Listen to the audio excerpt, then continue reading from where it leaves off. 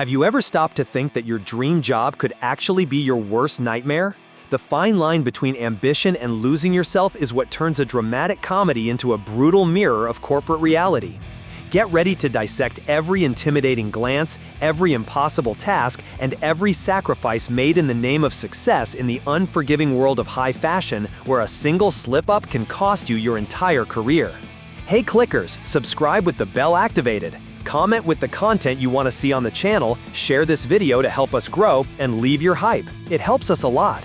Released in the year 2006, The Devil Wears Prada immerses the viewer in the editorial universe of New York City through the eyes of Andrea Sachs, a recently graduated and idealistic journalist who aims for a serious career. By a twist of fate, she lands an interview for the junior assistant position to Miranda Priestly, the feared and legendary editor-in-chief of the fashion magazine Runway. Andrea, with a style completely misaligned with the environment, sees the opportunity as a necessary step, a one-year sacrifice that would open doors to the journalism she truly wanted to practice. From this point on, the film unfolds as a chronicle of her transformation and the challenges imposed by a boss who personifies perfection and extreme demands. Andrea's first major challenge is the culture of Runway itself. She is met with disdain by her colleague, the first assistant, Emily Charlton, and by everyone around her who see her as a complete outsider in the fashion world. The initial tasks are seemingly simple, but loaded with immense psychological pressure, like fetching coffees or hanging up coats, always under the critical and icy gaze of Miranda Priestly. The protagonist quickly realizes that her intelligence and her degree are worthless if she does not adapt aesthetically and behaviorally to the standards of that microcosm. One of the most striking moments of this initial phase is when Miranda, with a terrifying calm, deconstructs Andrea's perception of the blue color of her sweater, explaining how that simple piece of clothing is the result of countless decisions and hard work from the industry the young woman so despises. This encounter serves as a turning point, forcing Andrea to reconsider her stance. The main character's metamorphosis begins with the help of Nigel, the magazine's art director, and a supportive figure. He introduces her to the vast wardrobe of Runway, transforming her look and, consequently, her self-confidence. With a new style, Andrea begins to navigate the hostile environment more skillfully, anticipating Miranda's needs and performing increasingly complex tasks. One of the most emblematic missions is when Miranda demands that she obtain the unpublished manuscript of the next Harry Potter book for her twin daughters, a task considered impossible that Andrea, using her network of contacts, miraculously manages to accomplish.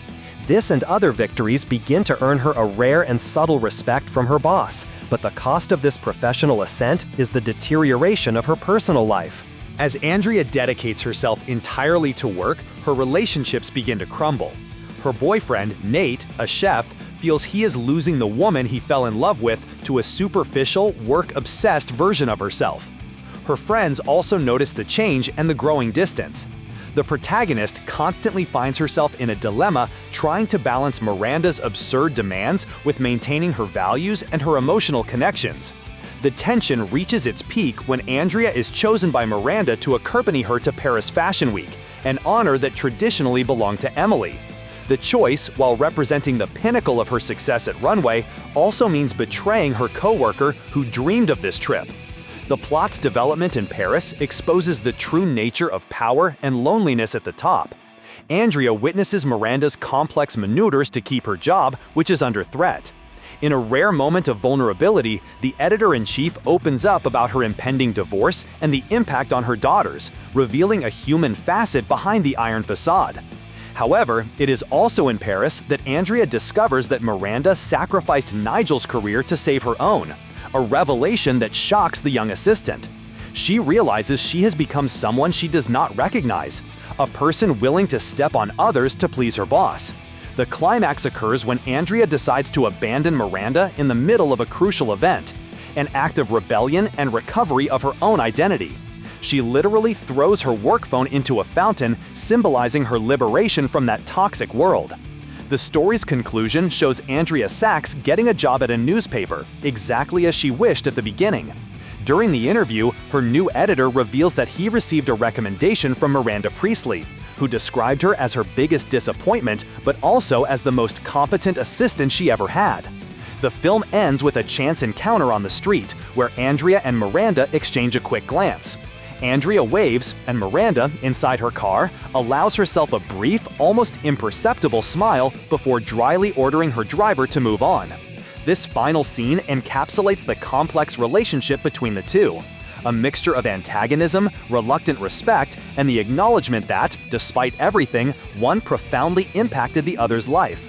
The journey of Andrea Sachs in The Devil Wears Prada serves as a powerful narrative about the sacrifices required by ambition and the importance of not losing one's own essence on the path to success.